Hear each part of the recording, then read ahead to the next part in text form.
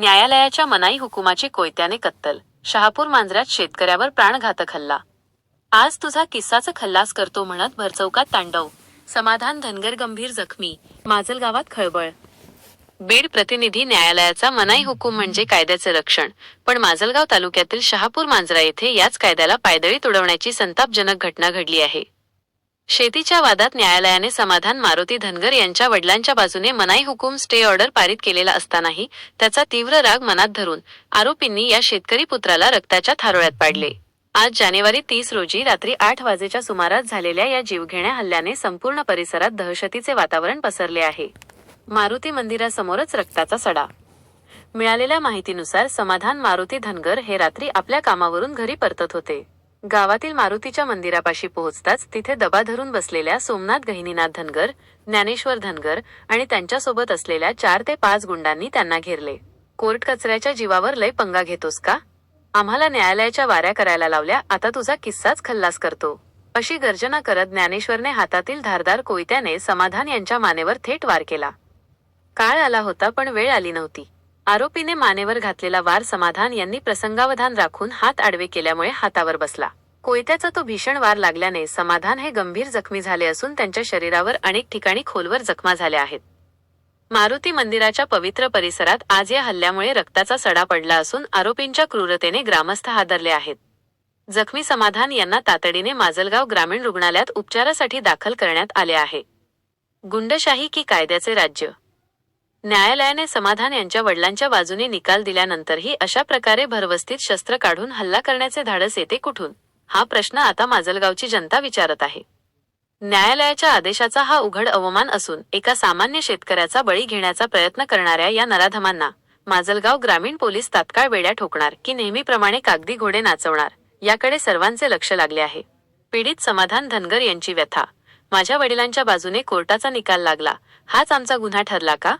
मी कायद्यावर विश्वास ठेवला, पण त्यांनी माझ्या विश्वासाचा गळा चिरण्याचा प्रयत्न केला.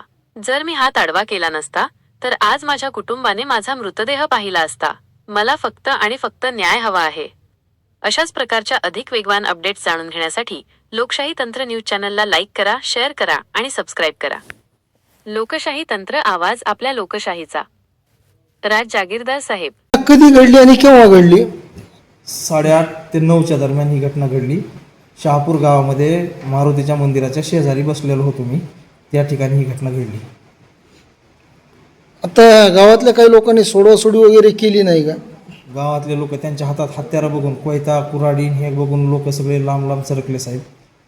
आणि त्यांना मी मोका सापडून माझ्या अंगावर त्यांनी कोयत्यानी, विळ्यानी आणि तलवारीने वार केले.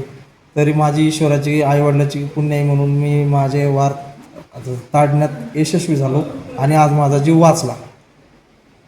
आज जर हे वार माझ्यावर केलेले जर मी ताडण्यात अयशस्वी झालो असतो तर आज मी ह्या ठिकाणी मृत्युमुखी पडलो असतो. व माझं नाव समाधान मारुती धनगर, राहणार शहापूर मजरा, तालुका माजलगाव, जिल्हा बीड, पोस्ट तालखेड.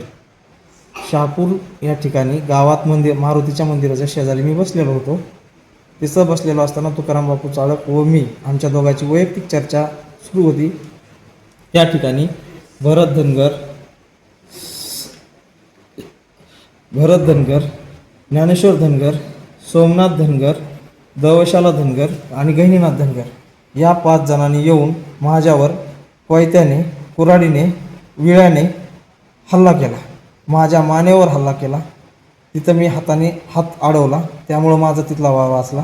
दुसरा वार त्यांनी माझ्या छातीत घातला. छातीवरचा मी खाली पडल्यामुळे छातीवरचा वार वाचला. तिसरा वार त्यांनी माझ्या गळ्यावर घातला, तिथं मी हात आडवा लावला, त्यामुळं मी वाचलो.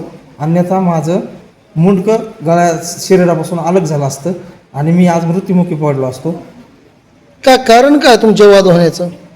साहेब, आमचा शेतीचा वाद होता. शेतीचा वाद असताना ही पोलीस स्टेशनला कंप्लेंट दिलेली होती. कोर्टाचा निकाल आमच्या बाजूने लागलेला आहे. आमच्या बाजूने लागून आम्हाला स्टे दिला होता शेतीवर आणि ह्या कारणावरून त्या पोलीस स्टेशनला आम्ही सांगितलं होतं.